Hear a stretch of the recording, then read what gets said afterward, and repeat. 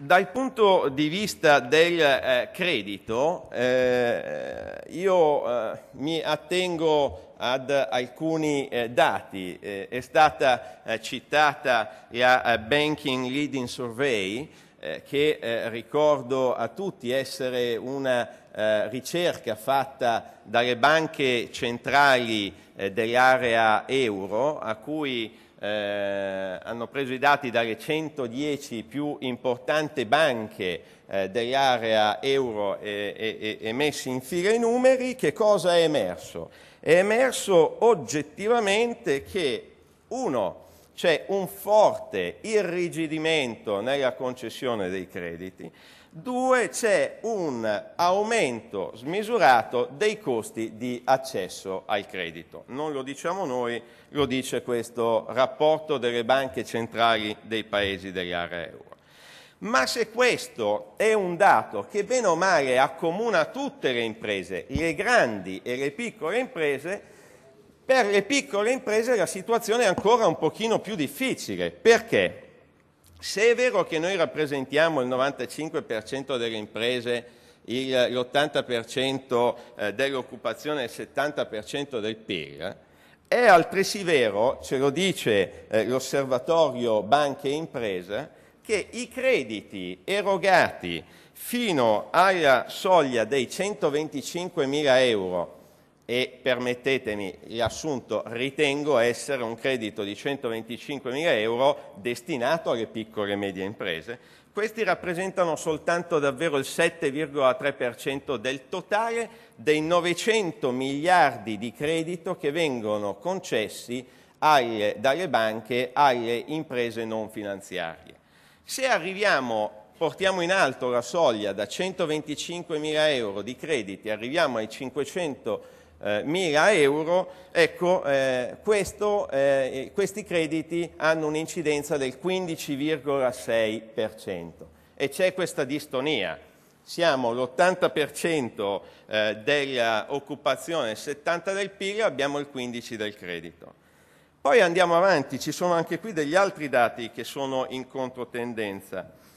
Alle piccole e medie imprese per le operazioni a medio termine vengono chieste molte garanzie reali, troppe garanzie reali.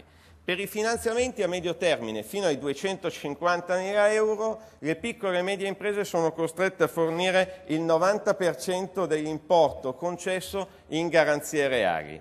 Quando invece parliamo di grosse operazioni oltre ai 25 milioni di euro, questo 90% crolla drasticamente al 20%.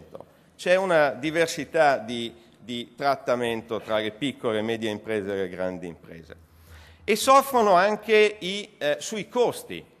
Pensate, l'ultimo dato che vi cito, ma sempre preso dall'Osservatorio Banche e Imprese, per quanto riguarda gli scoperti di cassa, e oggi le imprese, anche in virtù della pubblica amministrazione che ha rallentato i termini di pagamento, della difficoltà delle imprese, per cui c'è bisogno anche di cassa nelle imprese, ecco, gli scoperti di cassa fino a 250.000 euro costano il 90% in più rispetto a quanto costano gli scoperti di cassa superiori ai 25 milioni di euro. Significa che i nostri imprenditori pagano il doppio degli interessi rispetto alle grandi imprese. Ora, noi per andare incontro alle esigenze dei giovani che vogliono fare impresa abbiamo predisposto questo progetto che abbiamo chiamato Fiducia Giovani. Il progetto Fiducia Giovani è stato testato e anche da alcune associazioni di giovani imprenditori territoriali nel nord Italia. E di come si compone? Che cos'è questo progetto? Il progetto prevede la redazione di un business plan su un modello che abbiamo chiesto a Bain & Company. Perché se noi facciamo una critica al sistema bancario dobbiamo fare una critica anche a noi imprenditori. Noi stessi dobbiamo imparare come si chiede il credito e il credito non lo possiamo semplicemente chiedere con una richiesta semplice, ma lo dobbiamo chiedere con una richiesta strutturata. Ecco perché Bain & Company ci ha aiutato a predisporre questo business plan.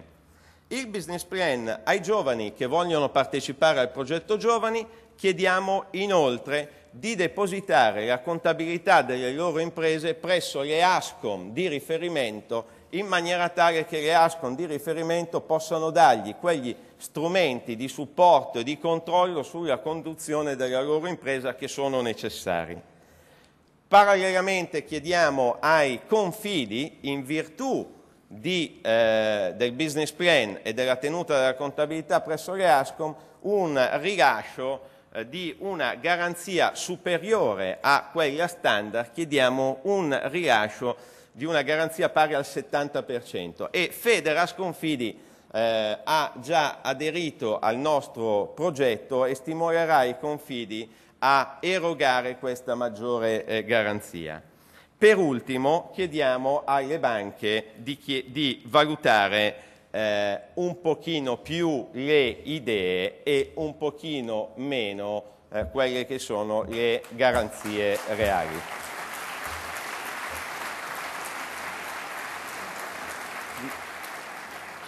Mi accingo a chiudere anche perché penso di essere fuori tempo massimo, però volevo dire un'ultima cosa che è importante. Dare credito ai giovani significa scommettere sul futuro dell'economia. Quel futuro dell'economia che a oggi è già un presente importante. I giovani di Confcommercio rappresentano circa il 13% del PIL prodotto nel Paese con le loro 250.000 imprese e noi imprenditori siamo pronti a fare la nostra parte. Ora speriamo e siamo fiduciosi che anche le istituzioni facciano la loro. Chiudo ricordando quello che aveva detto lei, dottor Schiavi, in apertura. Lei ha detto troppo grandi per fallire.